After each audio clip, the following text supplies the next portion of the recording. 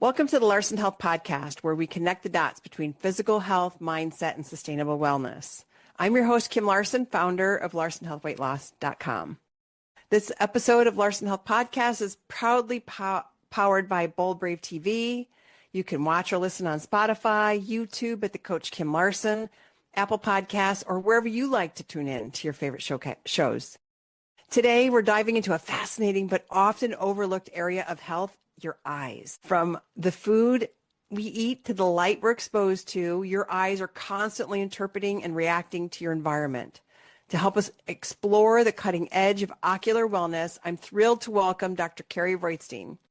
Dr. Carrie is a proud partner at Glimpse Vision, a certified nutrition practitioner and integrative health coach with over 30 years of experience in optometry. She blends cutting-edge medical care with holistic nutrition to promote long-term ocular health. Dr. Roistein authors a regular nutrition column for Optometry Times and proudly serves on the board of Ocular Wellness and Nutrition Society. Her work emphasizes non-toxic living, personalized wellness, and integrative eye care for a healthier future. So let's dig in. Dr. Carrie, welcome to the podcast. Hi. Thanks for having me. So glad to have you. So, hey, what inspired you to start to merge into integrative nutrition with eye care after being an eye doctor for all these years? First, I just want to say to your listeners, like how long we've had a relationship and how kind of both of our lives have gone down this other path, which has been really fun, right? Yes. Take us into this wellness space. So thanks for having me. Yeah, absolutely. Gosh, so I've always personally been into wellness and fitness and nutrition. And as eye care has kind of evolved into this space connecting the dots between systemic disease and ocular disease, it started actually with product use. So I was learning more about how all these toxins in makeup and those types of things could really affect my patients' dry eyes and irritated eyes. And so we started talking about that in exams, and I was educating myself, but then it got to a point where I was educating myself, but I really didn't have the background or the official title of being a specialist in that area. And so I just started learning about different programs that would take me into that space and really be able to connect the dots with my patients. And my two offices in Chicago are private practices, and my patient population is in pretty affluent areas. People are very dialed into wellness and health and all of those different aspects. So it's been well received when I did start promoting more of that integrative tool and more functional wellness and nutrition and all of those things. And then I got board certified a year and a half ago as a nutrition practitioner. I can't hear you. I think you might be muted. Oh, yep. There you go. Oh, there you go. Okay, fine. Sorry. But you recommended this product to me, this Evisia, and I use it, on a regular basis. Yes. And I use it at night for, the gel part, and it's helped immensely. Yeah. So that product is preservative free. And then it also has the high hyaluronic acid. Yes. A few products that you can still get over the counter that has that ingredient. Yes. Yeah. So exactly. And I think it's a game changer. It's really helped with the moisture in my eyes. So, and I don't wear toxic makeup or anything like that. I wear, non-toxic makeup, but Lord knows, learning functional health and learning about all the parabens and everything else that we've been fighting with that make our bodies toxic. So I'm glad we're both in this space now. Yeah. So how do non-toxic products and natural treatments play a role in the practice today?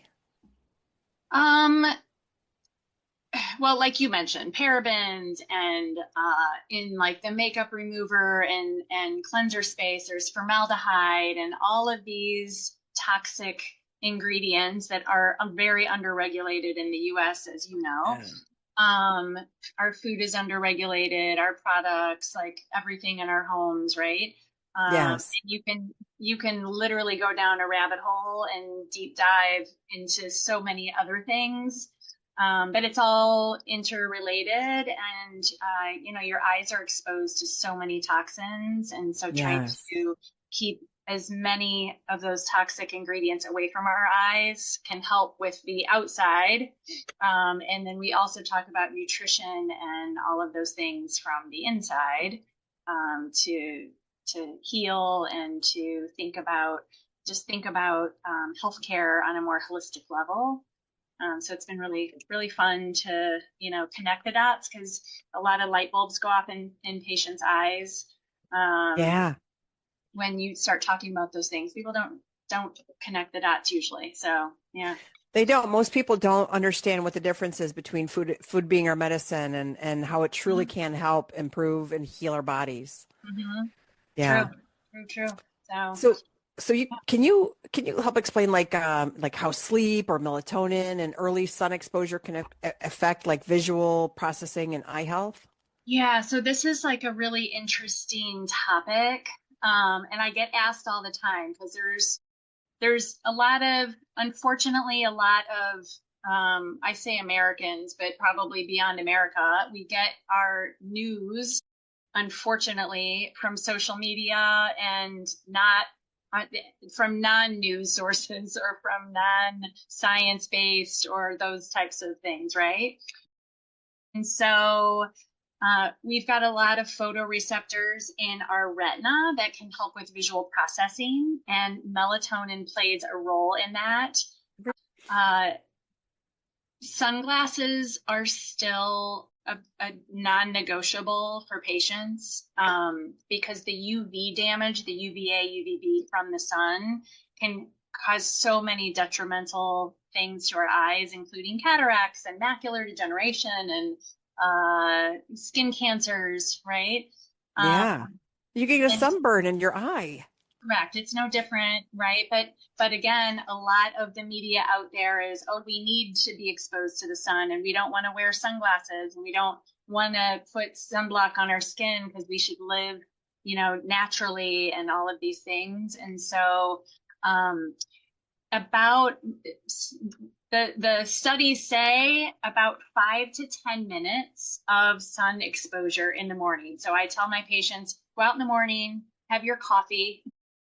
If you don't want to put your sunglasses on, if you don't want to put sunblock on during that like small period of time to wake up, right? To kickstart and keep our circadian rhythm more balanced. And that's a really great habit to get into. And beyond that, we need to have sunglasses on, and we do need to protect our eyes. But that sun exposure in the morning is really helpful to keep those circadian rhythms balanced. But then in the evening, you hear a lot about blue light. So blue light, most of our blue light is in the sun. So the harmful blue light is mostly outdoors. So there hasn't been a study to date that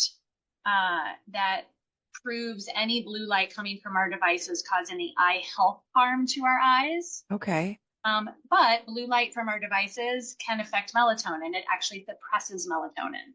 So in the evening, we want to make sure that we dial back our devices, or have the dark mode, have that black background on. To make sure that our melatonin, we want melatonin in the evening, that triggers sleep. So that is kind of how light and dark work, right? So if you can tolerate having that black background on your devices all day, I suggest that patients do that as well. Okay. Good to know. Yeah, but blue light in the evening will affect sleep cycles. So if you're not a good sleeper, either stay off your devices, or make sure if you're reading on a device that you have that dark background, the dark mode. Okay. And what do you think for like with the blue light, is there any long-term vision, you think, challenges that might happen if you keep ruining the melatonin? As far as blue light exposure, again, that's the sunglasses predominantly, like when you're outdoors. but I don't know of any studies that show, long-term device exposure with children. We want to get kids outside. We want to get kids outside and off devices, and that's not as much blue light exposure as it is just getting them outdoors, and that exposure to nature can actually help with myopia control. Okay. So nearsightedness. Okay. That's good to know. Yeah, these are my blue light blockers. So when I'm working on the computer, I wear these. So I won't wear them right now. Blue light filter in glasses filters about 20 to 30% of the blue light. And if you have the dark mode or flip your screen, it will trump the blue light filter in your glasses and hit up to 90%. Is that right? Okay. Good to know. Yeah. Our listeners should be listening. Okay, great. So stay with us. We'll be right back. The Larson Health Podcast is brought to you by our sponsors and LarsonHealthWeightLoss.com, where healing begins with the food on your plate. If you're ready to reset your metabolism and reclaim your energy, visit us online and learn more at LarsonHealthWeightLoss.com. We'll be right back with Dr. Carrie Roistein. Welcome back to the Larson Health Podcast. We're here with Dr. Carrie Roistein talking about eye health. So what foods or nutrients do you recommend, specifically for eye health? That's a really good question. And that, it depends what we're talking about. Well, we hear carrots all the time. Yeah, carrots are good. Vitamin A, that helps with night vision and visual processing and retinal health, right? I talk a lot about carotenoids. So there's about 750 known carotenoids. About 40 or so are common in the human diet. There are 2 that are specific to retina health. And those 2 carotenoids or pigments in our food are lutein and zeaxanthin. Okay. And so we talk a lot in my office about lutein and zeaxanthin for retina health. So that would be more your macular degeneration, cataract prevention, night vision, contrast, light sensitivity.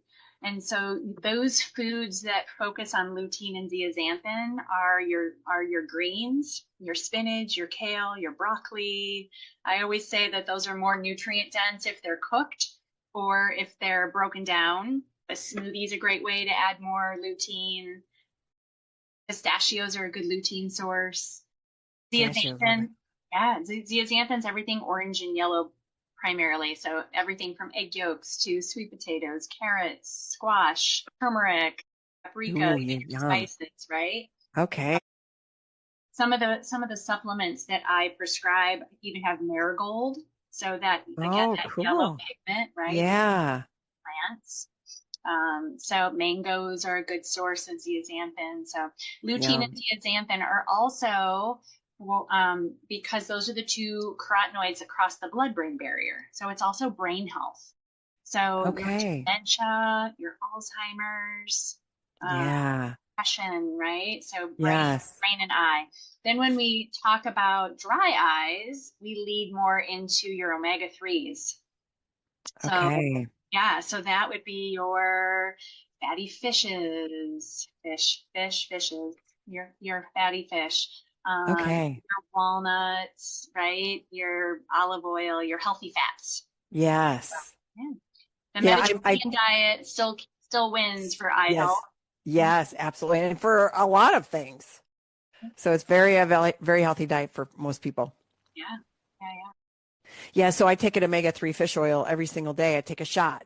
So I take 2 ounces every day and I put a little water in my shot glass and I drink it up every day. Got it. I thought you meant a shot like an injection. So. No, shot glass.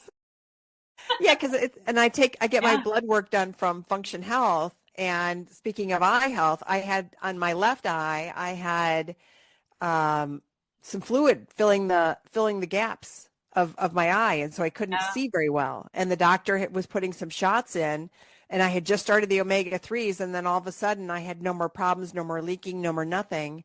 And I think it was the omega-3s. Anti-inflammatory. Yep. Yeah. Oh, that's great. Yeah. Yeah. So how do you incorporate like a macular pigment measurement technology in your practice? So there's one of the companies that I stand behind for prescribing supplements. They're kind of all encompassing for anti-inflammatory, dry eyes, macular degeneration, but then even the options are more tailored to specific patient populations. So if somebody's vegan or if somebody can't do like specific ingredients, there's a test that I do on all of my patients. It's a Okay. macular pigment optical density. And then Okay. what it does is it measures the pigment density in your macula, and that is completely dependent on nutrition. So the more of those carotenoids that we just talked about, the lutein and zeaxanthin, the more Yeah. dense that pigment becomes, and Okay. the less likely or lower risk we will have for having that oxidative stress from the sun damage or inflammation in the body, right? Yes. Medications from chronic disease that patients are on. So our eyes are more protected with those ingredients. So there's even athletes that take the same supplements because it helps with night vision, it helps with contrast and light sensitivity and those types of things. Okay. So Yeah. that's interesting. Yeah, because I had cataract surgery early in my 40s.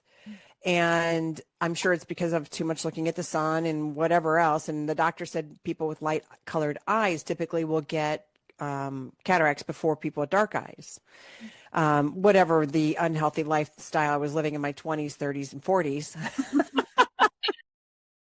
I'm sure Right. did not help any of A that. lot of good stories to be had. Yes, exactly. But yeah, so knowing now that it has improved at night, like I don't worry about it as much anymore. I still, I drive. I don't wait for my husband to drive me at night, because, and I'm sure it's because we're eating the rainbow of foods, not Skittles, but eating sweet potatoes and bell peppers and red onions and red potatoes, and we're actually growing some red potatoes and purple potatoes, and we get a variety of carrot colors and all different kinds of variety of foods to make sure that we're eating a variety of colors. Yep. Need more people to be doing that. Yeah, exactly. So tell me, like, I know that you've been in, as an eye doctor for quite a while. How have you seen the transition from 30 years ago to today? How much has it advanced? The technology is so advanced. I have imaging software now that can image the retina behind what I see with the microscope. So I Really? can find macular degeneration on somebody before I would even see it on a standard exam with a lens. So all Wow. of those conversations take place with my patients. This is why we do this. This is why we have this technology, is because we can detect disease before you even have symptoms. Yeah, and so it's very interesting. And now the whole nutrition component, through the Ocular Wellness and Nutrition Society, we're really trying to make sure that that is front and center in education and part of eye exams, because it is so important to talk about Yeah. things and risk factors and your sleep and your exercise and all the things that connect, right, with Yes. not just eye health, but everything, your joint. Yeah. Yeah. So, I mean, sometimes I put patients on supplements with omegas, and I tell them, I'm like, this isn't just going to help your eyes. This is going to help how you feel, like Joint whole. pain and anything like that. Yeah. You won't be stiff anymore. Yeah.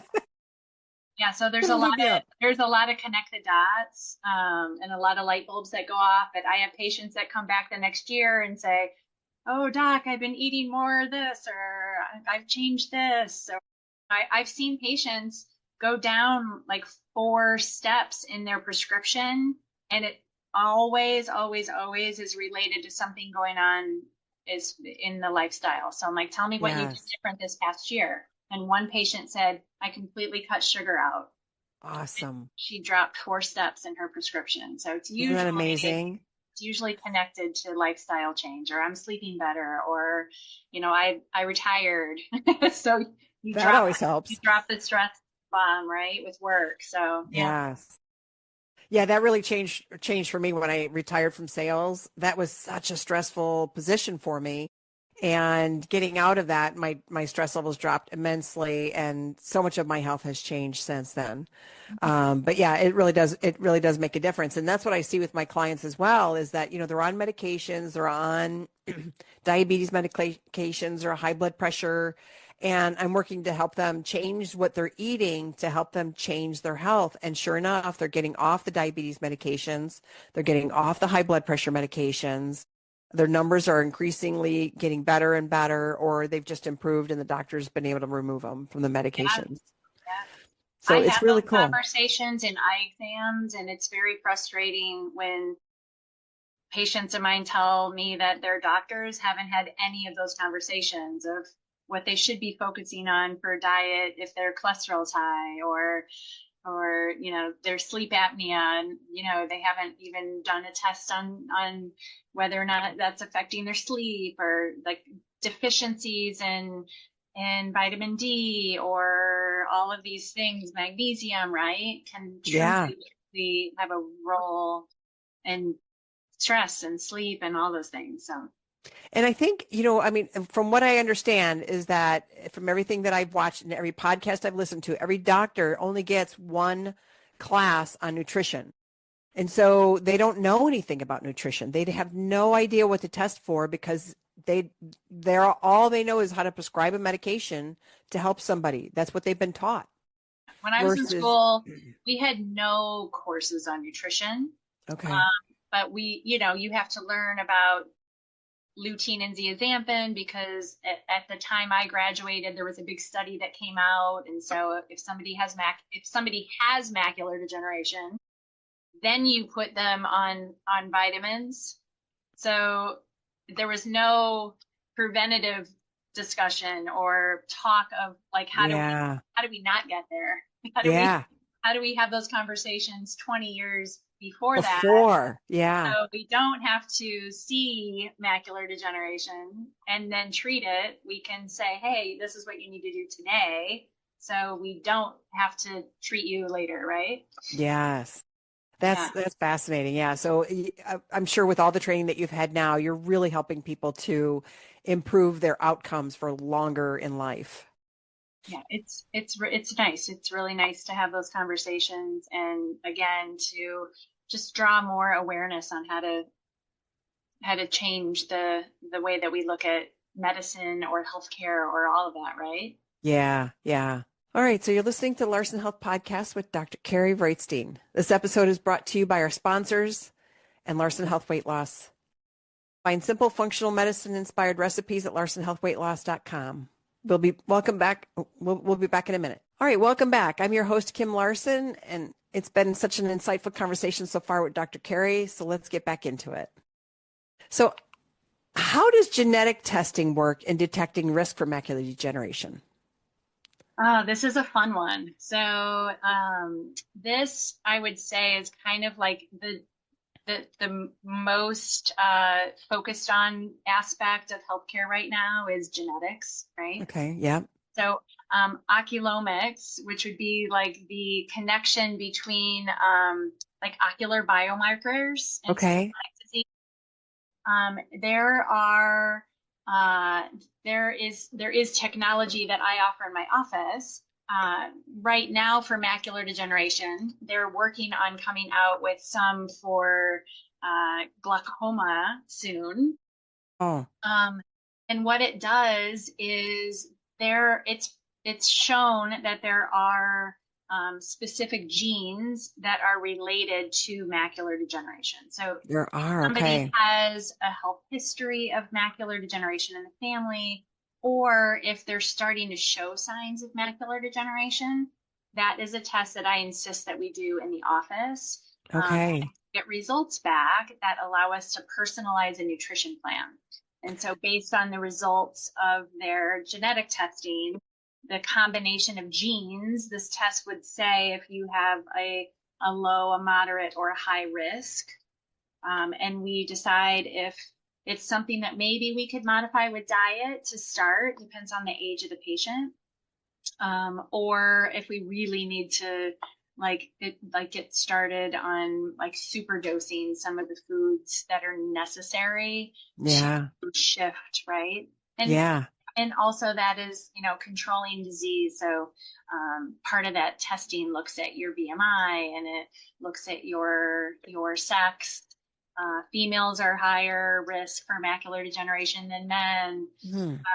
And it looks at age, and it looks at if there's any signs of macular degeneration. And so that's been kind of a game changer in having those Yeah. conversations too with patients, because we always knew that there was a higher risk if somebody in your family had it. Now there's testing that we can do for it. Now, what if somebody already has their whole genome done? It depends on what company that you go through, right? So like some of the more broad genetic tests, like one of those would tell you if you are at risk for it, but it doesn't necessarily give you the gene markers that I would need to personalize a nutrition plan. Okay. Okay. So if that came back and it was positive, then it's likely we would still want to do this other one to figure out like 30% of the population should not be on a high dose of zinc if you have a specific, those at risk for macular degeneration. Yeah. We want to watch zinc. There's been some studies on that. And so, again, it allows us to personalize nutrition. Very interesting. So, yeah. So if someone has a family history or early signs of it, what are the next steps? We would have those conversations of doing the testing, shifting their diet, like drawing back on sugar, leaning into controlling the systemic disease, right? So your cholesterol, your heart disease, diabetes, all those things can increase risk factors. Okay. But yeah, trying to work on kind of dialing in a plan to get healthier so we can lower the risk.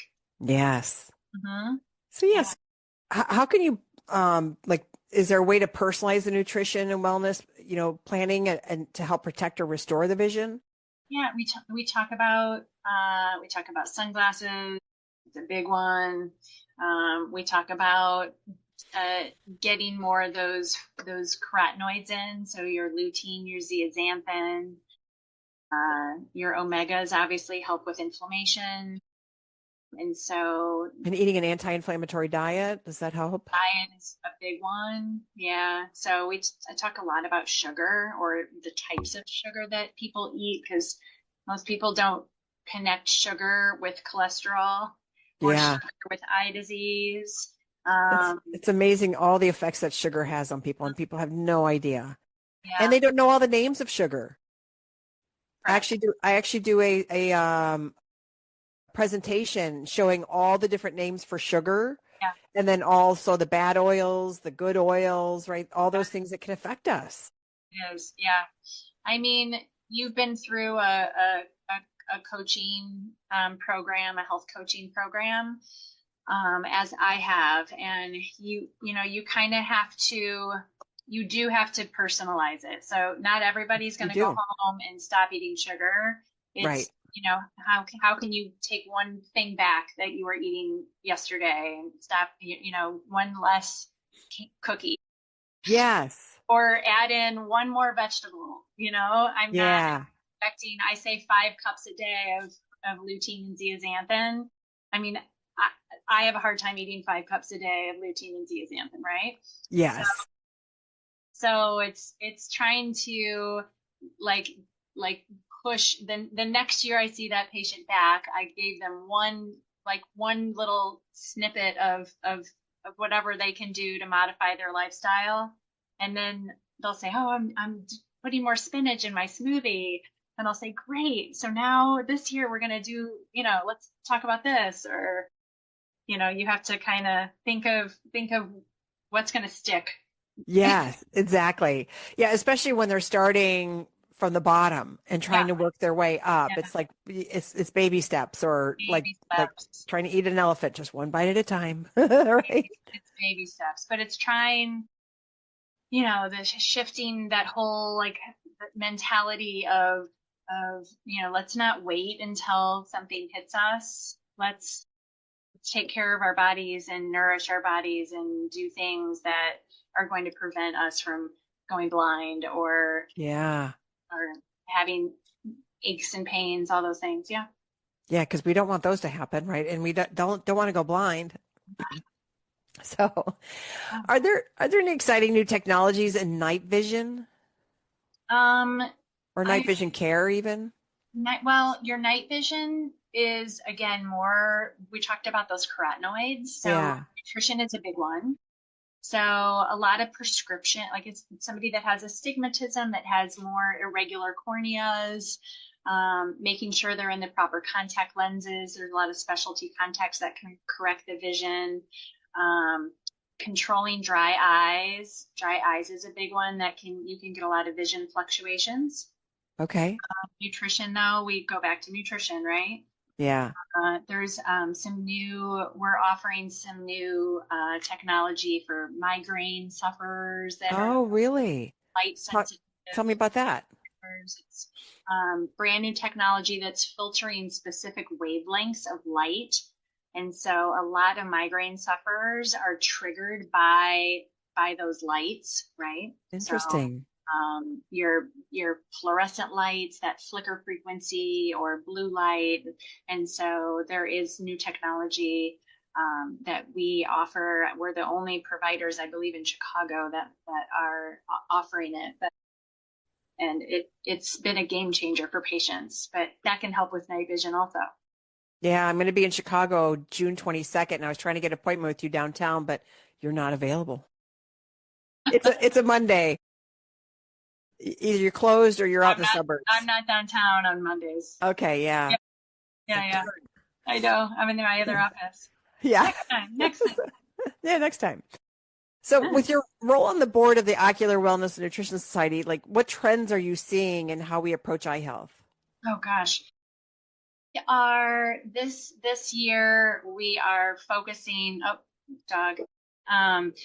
we are focusing more on health span.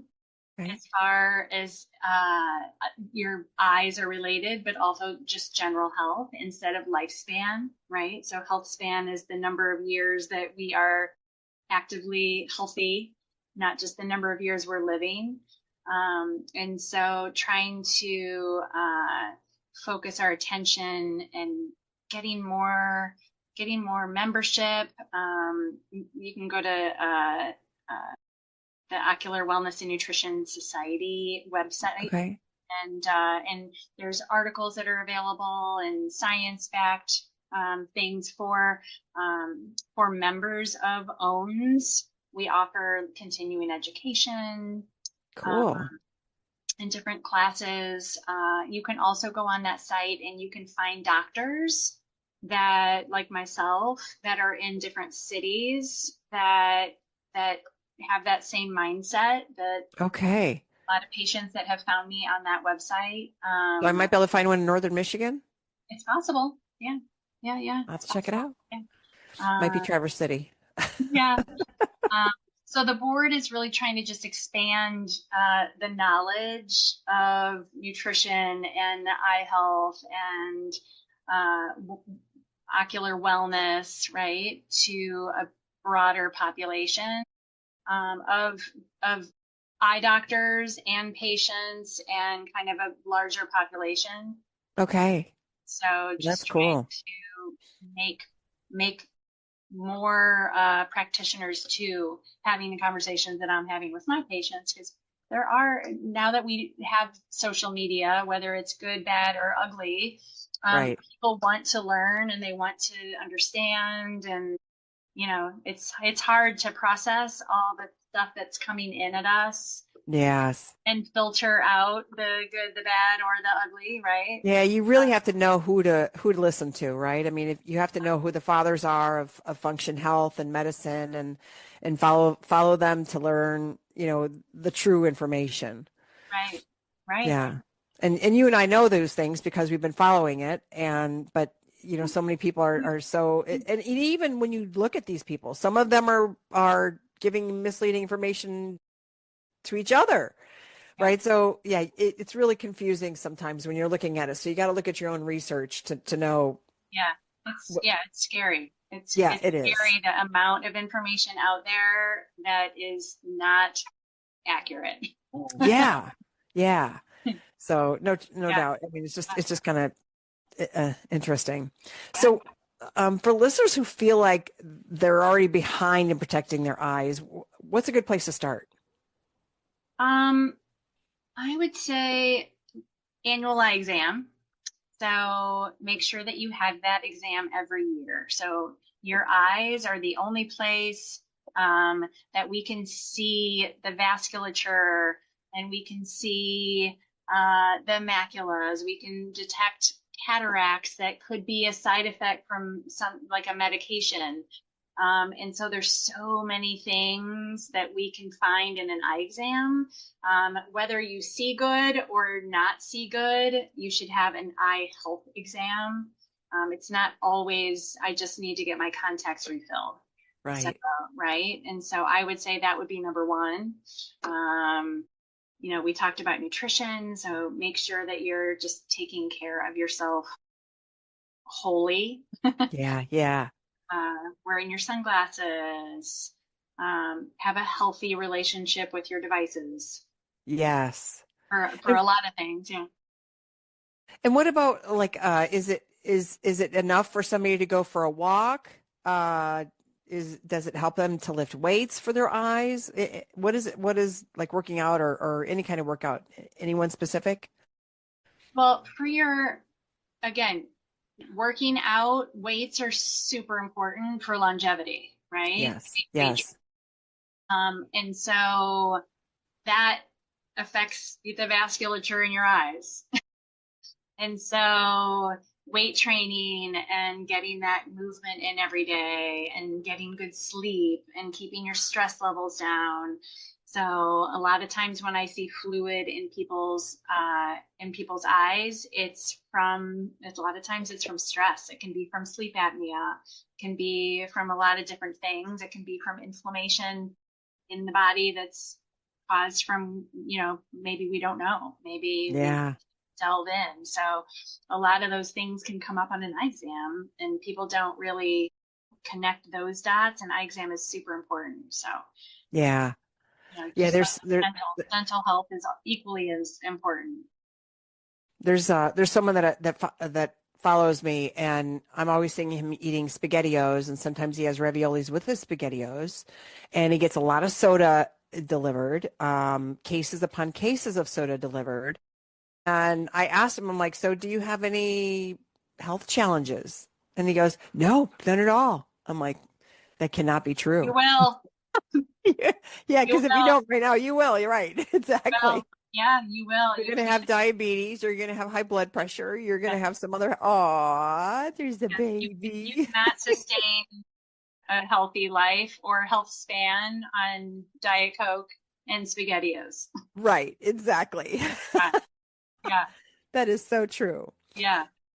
Well, this segment of the Larson Health Podcast is brought to you by our sponsors, Restorative Digestive Balance and Reduce Inflammation with our 4-week Food is Medicine program, available now at larsonhealthweightloss.com. We'll be right back with Dr. Carrie Roistein. All right. Thank you for staying with us. I've been joined by Dr. Carrie on this episode, and she has been educating us on everything we need to know about our vision. So how can parents help set up healthier vision habits for the children in a tech-savvy world? So we are in a time now that they're calling it a pandemic of myopia or nearsightedness in children. And so nearsightedness, we can increase the prevalence of myopia with increased near tasks. And so the days that you and I grew up where you were outside the entire time from when you got home from school until you got yelled at and to get in. Yeah. Because you were out too long. now kids are inside a lot more and they're on Yeah, video gaming and television. So, it's 2 hours a day that kids should be in nature, which is hard when you live where we live because, winters keep us inside more. yeah, And it's hard to get kids out in nature when it's, 30 degrees outside. But as much time as possible outside can reduce myopia.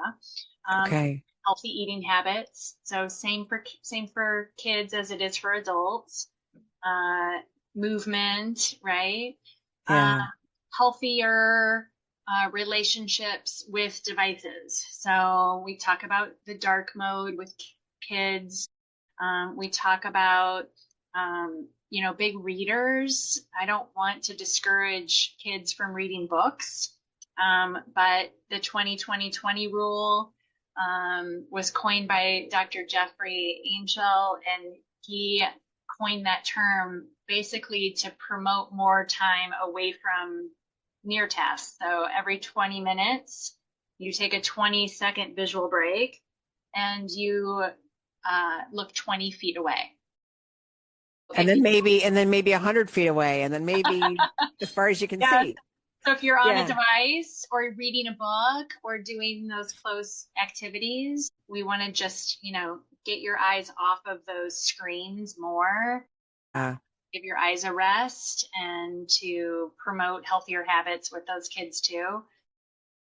But, now everything in school is on a device, books are on devices, everything is mobile. Yeah.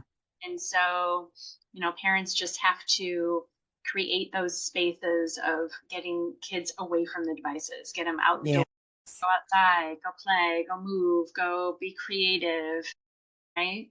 Yeah. Yeah. One good thing about not living in the big city anymore and living in an area where we have lots of snow typically, all the kids are out skiing in the winter or snowboarding or snowmobiling I mean, there's so much fun to have in the snow, and we're cross country skiing or, going hiking. And so we're outside all the time. And I can remember an eye doctor saying to me when I was younger that you need to, you look here, then you look at the next spot, then you look at the next spot, and you look further and further away, and then you look at your nose, and then you look a little, just to train your eye to exercise it because it's a muscle just like any other. Correct.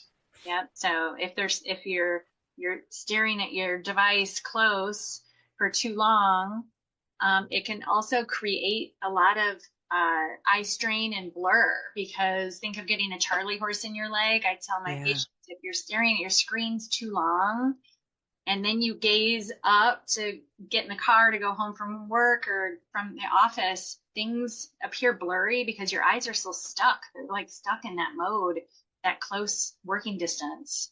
Wow, that's interesting. The more that you can give your eyes that rest and get that gaze away, you're preventing those vision fluctuations. In dry eyes, we don't blink as much when we are staring at our screens, and so remind me to blink. Yeah. So there's a lot of things that can come into play with those devices, but for kids, we just need to, same thing, promote just a more healthy lifestyle. Yeah, get outside and get one with Earth. Yeah. So what's one big misconception people have about eye care that you wish you could correct? I think a lot of people don't realize how much of your health is connected to your eyes, and vision in general. And so I wish people would come in for their exams. The pandemic actually changed that a lot. So we are getting people that are coming in more often because during the pandemic, I think a lot of patients had coverage and, they were too busy to get in, but then they were working from home so much that we started seeing more people in the neighborhood schedule their first eye exam and start to do those types of things. But the conversations that are taking place when they come in to see me, at least, I get a lot of referrals, and that's great. Once they, I'm going to make my husband come in, and he hasn't had an eye exam in 10 years. And wow. And so just Gosh. understanding how much a lot of people are like, well, I see fine, right? And so Yeah. that's great, but you still need to have an eye exam. So you Yes. still need to have those eyes checked, um, regardless of what age. So in the state of Illinois, where I am, it's kindergarten by law. You have to have a formal eye exam to enter school. So, which is great. It is great. Yeah. You can pick up a lot of undetected vision issues that your learning is connected to your vision. And so a lot of Yeah. kids that aren't going to complain that they can't see, the parents might not know that they need correction to start school. Yeah. Yeah. That's amazing. Yeah. Yeah. Well, well, Dr. Carrie, thank you for sharing your expertise with us today. Your work reminds us that vision is more than clarity, right? It's a reflection of how we live, nourish ourselves, and protect our well-being. So until next time, keep your eyes open, your body nourished, and your health in focus. Visit glimpsevision.com to learn more about Dr. Carrie and to visit her in the Chicagoland area. Dr. Carrie, thank you. Thank you. And I hope to see you in Chicago soon. I hope so.